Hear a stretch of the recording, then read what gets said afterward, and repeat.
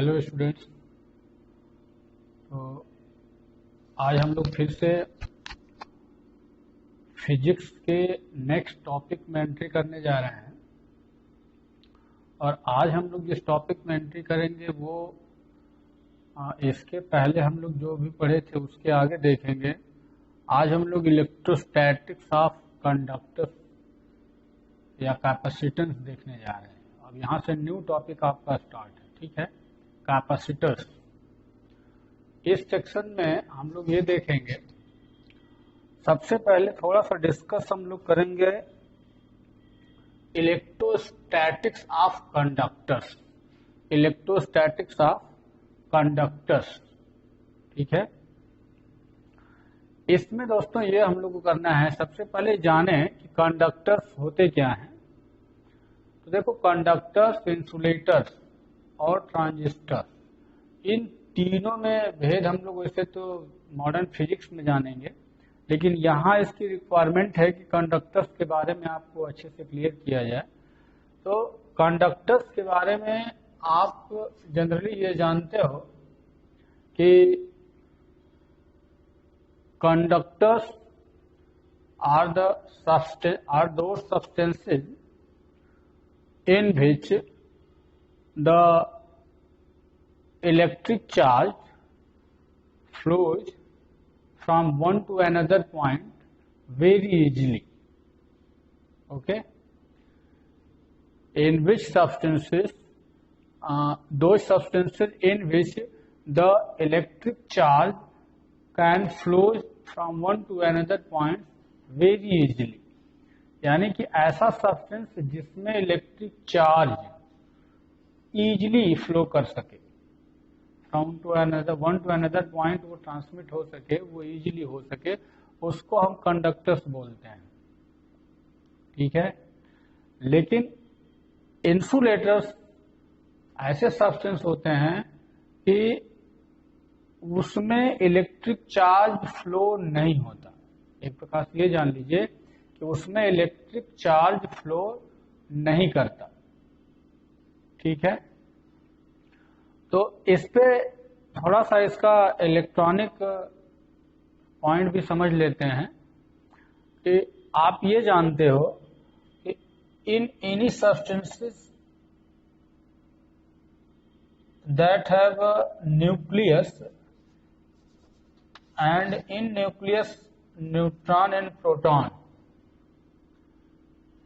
situated neutron and proton, but electrons moves around the nucleus. Okay, electrons,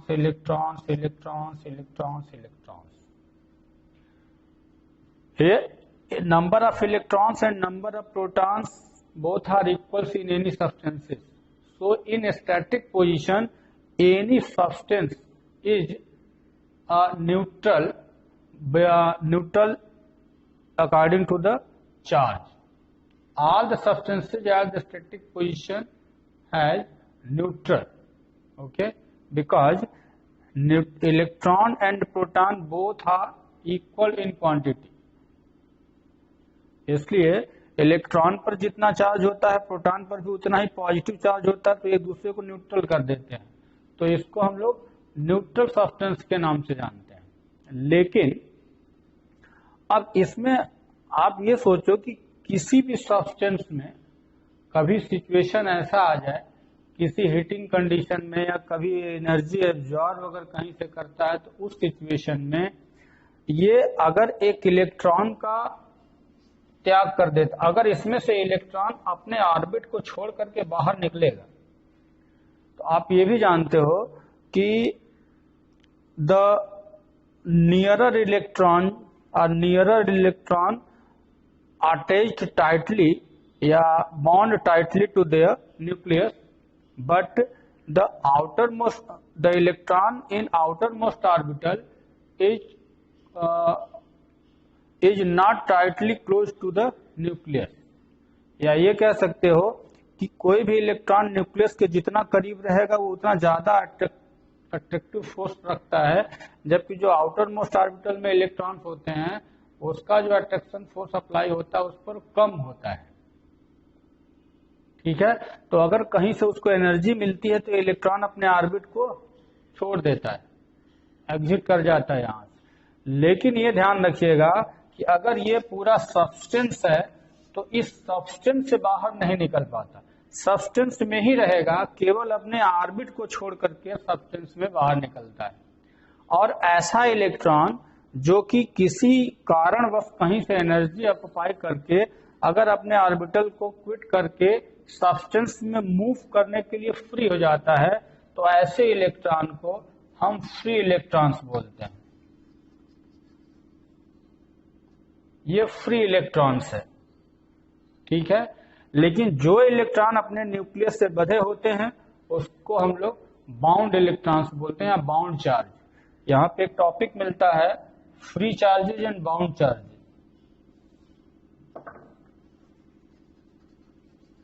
free charges and bound charges. तो free charges means की the electron the charge which quit from their outermost orbital due to absorb any energy some energies anywhere, then this charge is called free charge or free electrons. But those electrons which attach tightly to their nucleus, then these types of electrons are called bound charges. या इसको हम लोग मतलब बंधा हुआ अपने नाभिक से अपने न्यूक्लियस से अटैच है, इसलिए इसको हम लोग बाउंड चार्ज बोलते हैं, ठीक है। तो इसमें सबसे ज्यादा इंपॉर्टेंट दोस्तों होता है जो फ्री इलेक्ट्रॉन्स आप देख रहे हो ना, फ्री इलेक्ट्रॉन्स का जो रिस्पॉन्सिबिलिटी है यही है मेन, यही फ्री चार्ज ऐसा होता है, या फ्री इलेक्ट्रॉन्स भी इसको बोलते हैं या फ्री चार्ज कहते हैं। यही फ्री चार्ज किसी भी बॉडी में जब ज्यादा से ज्यादा होता है, किसी भी सब्सटेंस में जब इनकी संख्या ज्यादा होती है, जो नंबर ऑफ फ्री इलेक्ट्रॉन किसी भी सब्सटेंस में जब क्वांटिटी में ज्यादा हो जाती है, तब ऐसा सब्सटेंस कंडक्टर बन जाता है, क्योंकि उसमें नंबर ऑफ फ्री इलेक्ट्रॉन्स जो होते हैं ज्यादा क्वांटिटी में होने के कारण वो ज्यादा इजीली मूव कर सकते हैं। अगर कहीं से उसको फोर्स अगर अप्लाई किया जाए तो वो मूव करने लगते हैं, और इस मूवमेंट के वही हम लोग फ्लो ऑफ चार्ज बोलते हैं। इसी मूवमेंट को फ्लो ऑफ चार्ज कहते हैं, और इसी फ्लो ऑफ चार्ज के कारण ही इसको हम लोग कंडक्टर्स बोलते हैं। इसी को कंडक्टर्स कहा जाता है। और कंडक्टर्स के नाम पे आप ये जैसे सिल्वर हुआ, silver is the best conductor माना जाता है, सिल्वर को सबसे बेस्ट कंडक्टर माना जाता है, सबसे बेस्ट कंडक्टिविटी सिल्वर की होती है। उसके बाद कॉपर है, एल्यूमिनियम है, गोल्ड है, ये कुछ इस तरह से सिल्वर, कॉपर, गोल्ड, एल्यूमिनियम इस प्रकार से है। तो सबसे ज्यादा कंडक्टिविटी सिल्वर की होती है, उसके बाद फिर आओगे तो कॉपर, फिर गोल्ड, तब एल्यूमिनियम, इस तरह से होता है इसकी कंडक्टिविटी। तो इसीलिए आप देखे हो अक्सर जो अच्छे वायर होते हैं वो या तो सिलिकॉन का बना ही है, लेकिन ये इतना sorry the symbol is very big mistake here. Ag, silicon means silver, Ag, okay, SI means silicon होता है, sorry for this mistake। तो सिल्वर की कंडक्टिविटी सबसे बेस्ट मानी जाती है, क्योंकि इसमें नंबर ऑफ फ्री इलेक्ट्रॉन्स की मेजोरिटी बहुत ज्यादा होती है। अब आ जाओ बात की कंडक्टर्स हम किसको कहेंगे, तो हम कह सकते हैं कि ऐसा सब्सटेंस जिसमें नंबर ऑफ फ्री इलेक्ट्रॉन्स ज्यादा होते हैं संख्या में, उसको हम लोग कंडक्टर्स बोलते हैं। इसका मतलब है कि ज्यादा फ्री इलेक्ट्रॉन्स होंगे, ज्यादा फ्री चार्ज होंगे, तो उनका मूवमेंट भी उतना अच्छा होगा, उसकी कंडक्टिविटी अच्छी होगी, इसलिए ऐसे सब्सटेंस को ही हम लोग कंडक्टर्स बोलते हैं। लेकिन इसके अपोज में कुछ ऐसे सब्सटेंस होते हैं कि इसमें जो नंबर ऑफ फ्री इलेक्ट्रॉन्स ये आप देख रहे हो, इनकी मेजॉरिटी लगभग नेग्लिजिबल होती है। यानी कि नंबर ऑफ फ्री इलेक्ट्रॉन्स जिन सब्सटेंस में नहीं होंगे, तो नंबर ऑफ फ्री इलेक्ट्रॉन्स नहीं होंगे तो उसमें फ्लो ऑफ चार्ज भी इजीली नहीं कराया जा सकता। और इस कारण से ऐसे सब्सटेंस को हम लोग ये इंसुलेटर्स या डाइलेक्ट्रिक्स भी उसको कहा जाता है। यानी कि इंसुलेटर्स हम ऐसे सब्सटेंस को बोलते हैं जिसमें फ्लो ऑफ चार्ज जो है इजीली नहीं होता, जैसे रबर हुआ, लकड़ी हुआ, पत्थर हुआ, कोयला हुआ, भीगी लकड़ी में कंडक्टिव होता है, कंडक्टर एक प्रकार से, बट सूखी लकड़ी हुआ, कागज हुआ, अभ्रक हुआ, तो ये सारी चीजें जो आप को सुना रहे हैं, इन सबको हम लोग डाइलेक्ट्रिक्स या इंसुलेटर्स के नाम से जानते हैं। चीनी मिट्टी हुआ, लकड़ी, पत्थर, कोयला, चीनी मिट्टी, पेपर, ये सारी चीजें जो हैं, प्लास्टिक हुआ, ये डाइलेक्ट्रिक्स के रूप में जाने जाते हैं। डाइलेक्ट्रिक्स या इसी को इंसुलेटर्स कहते हैं। और इंसुलेटर्स में उसमें नंबर ऑफ फ्री इलेक्ट्रॉन्स नहीं पाए जाएंगे, इसलिए उसकी कंडक्टिविटी अच्छी नहीं होती, उसको कंडक्टर नहीं बल्कि इंसुलेटर कहा जाता है। ठीक है, लेकिन अब एक इंसुलेटर और कंडक्टर्स के बीच में एक ऐसा सब्सटेंस होता है कि जो न तो बहुत गुड कंडक्टर होता है और ना ही वो बहुत गुड इंसुलेटर होता है, उसके बीच में होता है। यानी कि उसकी बहुत अच्छा ना तो कंडक्टर होता है, ना तो बहुत अच्छा इंसुलेटर होता है, और ऐसे सब्सटेंस को ही हम लोग ट्रांजिस्टर के नाम से जानते हैं।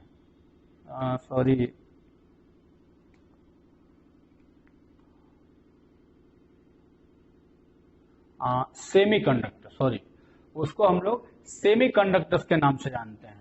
तो वो आप पढ़ेंगे मॉडर्न फिजिक्स में, जब आएंगे सेकंड पार्ट में, तो उसमें आपको फिर बताएंगे कि सेमीकंडक्टर्स की क्वालिटी क्या होती है। तो दोस्तों, अभी हम लोगों ने जो क्लियर किया, ये हमने आपको बताया कि कंडक्टर्स क्या होते हैं और इंसुलेटर्स या डाइलेक्ट्रिक्स क्या होते हैं। समझ गए होंगे? अच्छा, अब हम ये सब जो क्राइटेरिया देख रहे हैं, ये कंडक्टर्स के लिए ही हमने कुछ यहाँ पे लाइन नोट किया हुआ है, जिसको बारी बारी से एक्सप्लेन करते चले जाएंगे, क्योंकि इसका एक्सप्लेनेशन जरूरी है। हेडिंग वाइज मैं आपको समझाऊंगा, ठीक है ना? तो चलिए इसको अब यहां से हटा लेते हैं।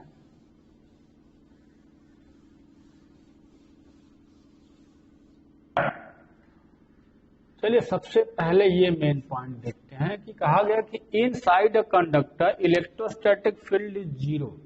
मतलब जानिएगा, हिंदी में भी इसका मतलब मैं बताता चलूंगा कि किसी भी चालक के भीतर, इनसाइड अ कंडक्टर मतलब किसी भी चालक के भीतर जो स्थिर वैद्युत क्षेत्र होता है वो शून्य होता है। मतलब जैसे मान लीजिए ये कोई कंडक्टर है, ये कोई कंडक्टर है, इसको आप अगर चार्ज करोगे तो फ्लो करेगा, लेकिन इसमें खास बात यह होती है कि इसके अंदर कहीं भी देखोगे तो इलेक्ट्रिक फील्ड ई की वैल्यू जीरो होती है। इलेक्ट्रिक फील्ड जो होता है इसका जीरो होता है।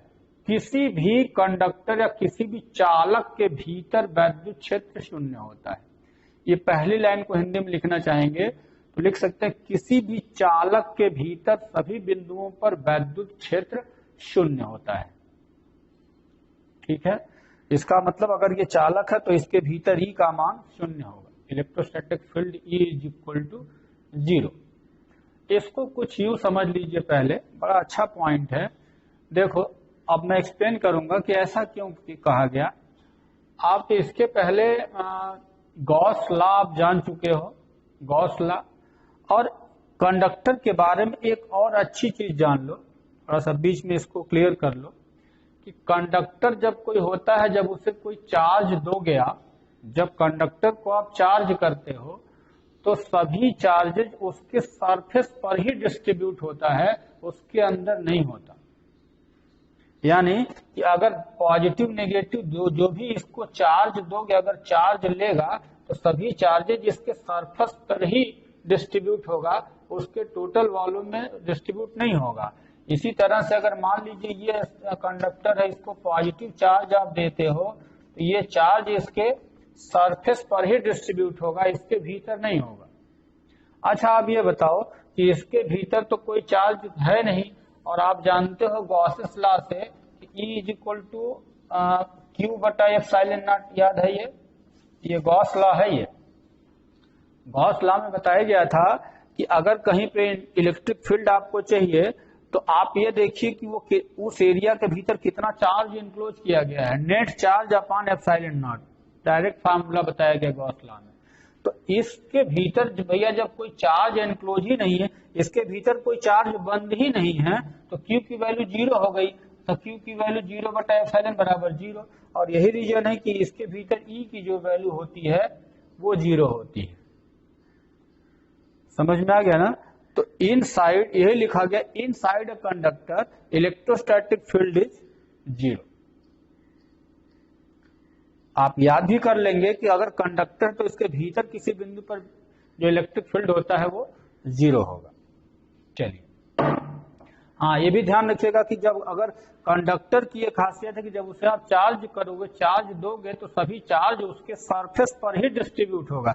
जैसे ये डस्टर है, अगर ये कंडक्टर हुआ, इसको चार्ज दोगे तो चार्ज इसके भीतर नहीं जाएगा बल्कि सरफेस पर इसके फ्लो करेगा ऐसे। इसी तरह से आप जानते हो ना कि जो बिजली का वायर होता है, तो बिजली के वायर को भी आप अगर करंट फ्लो कराओगे, चार्ज फ्लो कराओगे, तो उसके भीतर से नहीं गुजरता बल्कि ऊपरी सतह से जाता है।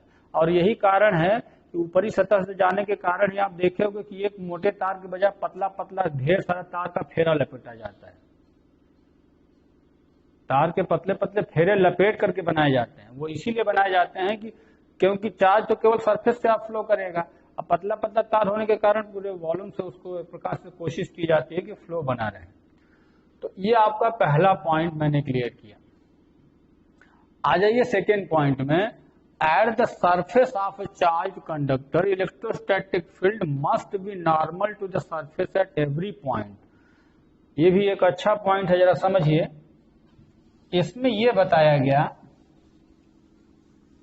कि अगर कोई कंडक्टर है, कंडक्टर हम चाहे जैसा ले सकते हैं, फिलहाल हम ऐसे ले लें, ऐसे डस्टर को ले लें, मतलब अगर मान लो ये लोहे का डस्टर होता कंडक्टर, तो इसके बारे में एक बात बताई जाए, eight the surface of a charge conductor. मान लो ये चार्ज कंडक्टर है, तो इसके सरफेस पर electrostatic field must be normal to the surface at every point. इसका मतलब किसी भी आवेशित चालक, ये चार्ज कंडक्टर का मतलब आवेशित चालक, किसी भी आवेशित चालक के सतह पर जो इलेक्ट्रोस्टैटिक फील्ड होता है, वैद्युत क्षेत्र होता है, उसकी दिशा हमेशा इसके लंब दिशा में बाहर की ओर होती है। यहाँ पे देख लो, must be normal to the surface at every point, हमेशा परपेंडिकुलर होगा। जैसे सपोज करो अगर ये कंडक्टर होता, हालांकि डस्टर लकड़ी का बना हुआ यह है तो इंसुलेटर, लेकिन मान लो कि अगर लोहे का बना है या कॉपर का बना है, तो इसको अगर चार्ज दोगे तो इस पर चार्ज अगर मान लो कि प्लस प्लस चार्ज दे तो प्लस सरफेस पर डिस्ट्रीब्यूट होगा। लेकिन ये चार्ज अगर फील्ड क्रिएट होगा तो उसका डायरेक्शन की बात अगर करोगे तो इलेक्ट्रिक फील्ड का डायरेक्शन जस्ट परपेंडिकुलर, यहाँ ऐसे होगा, यहाँ ऐसे होगा, यहाँ ऐसे होगा, यहाँ पे ऐसे हो जाएगा, यहाँ ऐसे हो जाएगा। तो वही बात बताई गई। इसी तरह से अगर जैसे फुटबॉल है, ये भी अगर कंडक्टर होता, चार्ज दोगे तो सभी चार्ज टोटल सरफेस पर डिस्ट्रीब्यूट होंगे, और सरफेस पर अगर चार्ज डिस्ट्रीब्यूशन होगा तो अब समझो कि इस समय इलेक्ट्रिक फील्ड का डायरेक्शन की बात करोगे तो जस्ट नॉर्मल, बिल्कुल नॉर्मली, मतलब परपेंडिकुलर होगा। जैसे मैंने यहां दे दिया, अगर ये पॉजिटिव है, ये पॉजिटिवली चार्ज होगा, ये सब पॉजिटिव चार्ज है, तो जो फील्ड का डायरेक्शन होगा ये नॉर्मल आउटवर्ड, मतलब सेंटर से बाहर निकलता हुआ दिखेगा इस तरह से। ये है इलेक्ट्रिक फील्ड का। और अगर यही नेगेटिव होता तो इसका डायरेक्शन अंदर की ओर हो जाता, बस यही फर्क है। पॉजिटिव होगा तो परपेंडिकुलर बाहर की ओर, और नेगेटिव होगा तो परपेंडिकुलर अंदर की ओर होगा।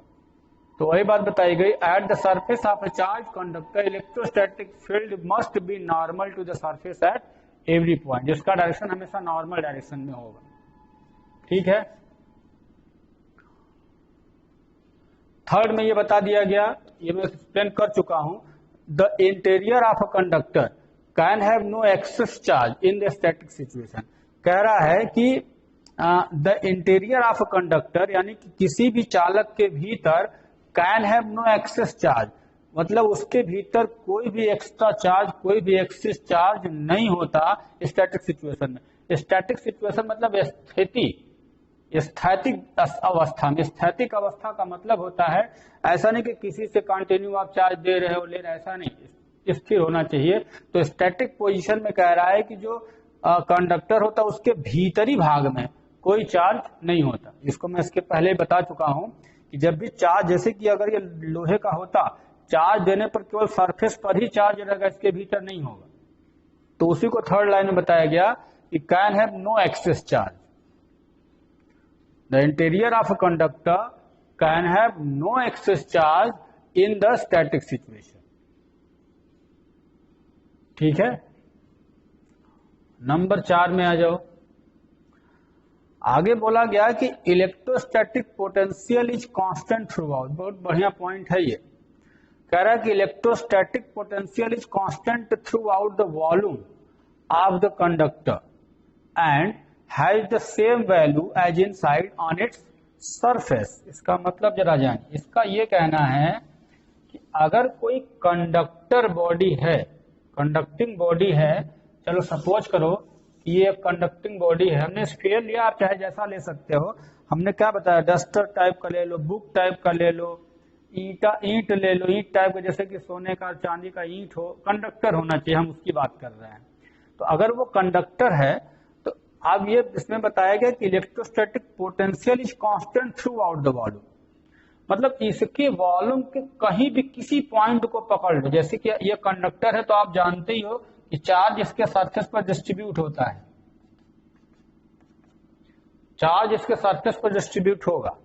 लेकिन अब बात यह आती है कि अगर हम लोग V की वैल्यू जानना चाहें इलेक्ट्रोस्टैटिक पोटेंशियल, तो कहां पे कितना होता है, हम इसकी बात आपसे करेंगे। लेकिन इसके पहले मैं इसको मैथमेटिकली समझाऊंगा कि इसका मीनिंग क्या है।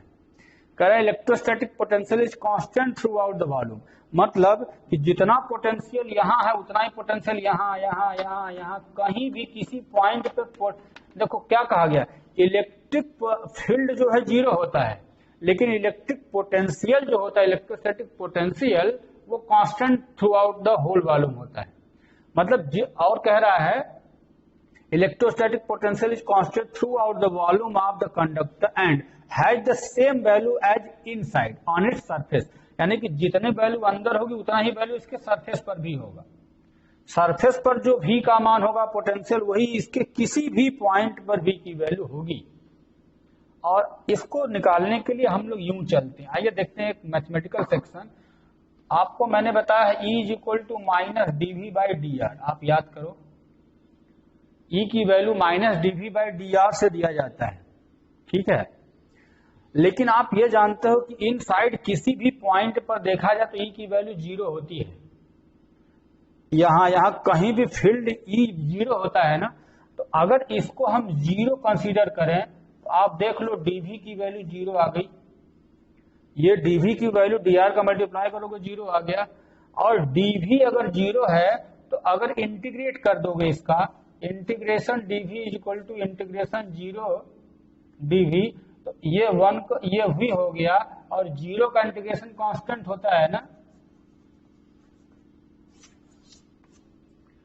इसी बात को इसमें बताया जा रहा है कि electrostatic potential is constant throughout the volume. पूरे वॉल्यूम में जो पोटेंशियल है वो कांस्टेंट रहेगा। कितना रहेगा वो अब इसके रेडियस पे, डिस्टेंस पे डिपेंड करेगा, ठीक है ना। लेकिन पोटेंशियल टोटल कांस्टेंट होता है एवरीवेयर, और जैसा सरफेस पर रहेगा वही इसके भीतर बाहर हर जगह एक समान रहेगा। उसी को बोला गया कि has the same value as inside on its surface. जैसा कि अंदर था वैसा ही बाहर भी रहेगा, ये बात बता दी, ठीक है। तो यह आपका 4th पॉइंट मैंने क्लियर किया है। इसके बाद अब 5th पॉइंट में आ जाइए।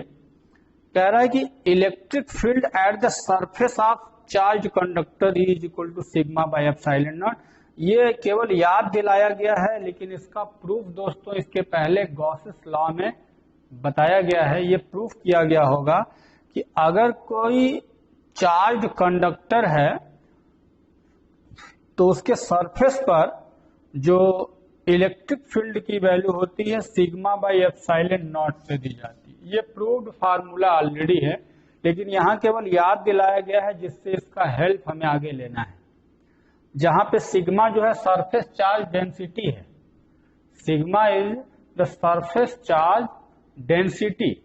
सरफेस चार्ज डेंसिटी का मतलब कि इसके टोटल सरफेस एरिया पर कितना चार्ज डिस्ट्रीब्यूट हुआ है। यानी कि सिग्मा इज इक्वल टू हम कह सकते हैं कि dq बाई dv से इसको ds सरफेस, यानी कि पर यूनिट सरफेस पर कितना चार्ज उसके अप्लाई है, पर यूनिट सरफेस एरिया पर कितना चार्ज उसके अप्लाई किया गया है, तो उसी को सिग्मा बोला गया है। इसको q बाई ए भी हम लोग कभी कभी बोल देते हैं। ए का मतलब इसका सरफेस एरिया, तो पर यूनिट सरफेस एरिया में जो चार्ज डिस्ट्रीब्यूशन होता है उसको सरफेस चार्ज डेंसिटी सिग्मा बोलते हैं। और एप्सिलॉन नॉट की वैल्यू आप ऑलरेडी जानते हो कि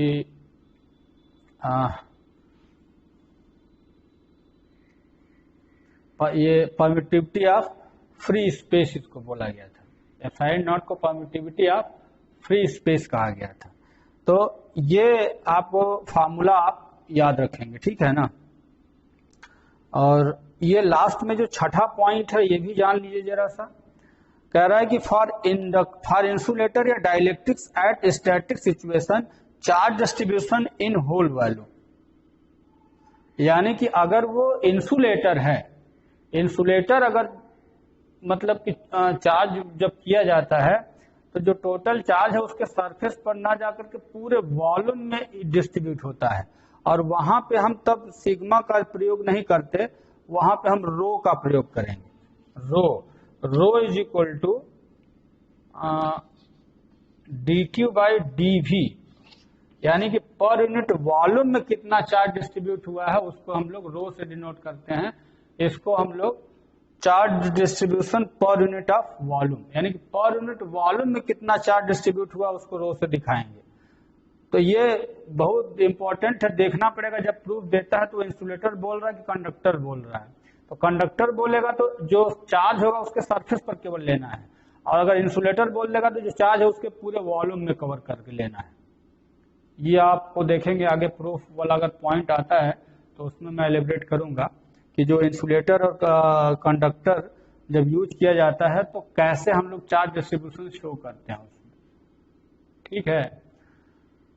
तो दोस्तों आज का ये जो लेक्चर था, अभी मैंने कंडक्टर्स इंसुलेटर्स के बारे में समझाया और उसके कुछ इंपॉर्टेंट पॉइंट्स थे वो बताए गए आपको, क्योंकि ये पॉइंट्स 1 मार्क्स क्वेश्चन बना करके एग्जाम में पूछ दिए जाते हैं, इसलिए मैं बोल रहा हूँ इसको आप अच्छे से कवर करिएगा।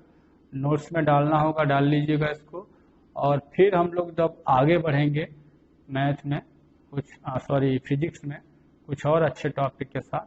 और दोस्तों आज के लिए फिजिक्स में बस इतना ही। Thank you for all.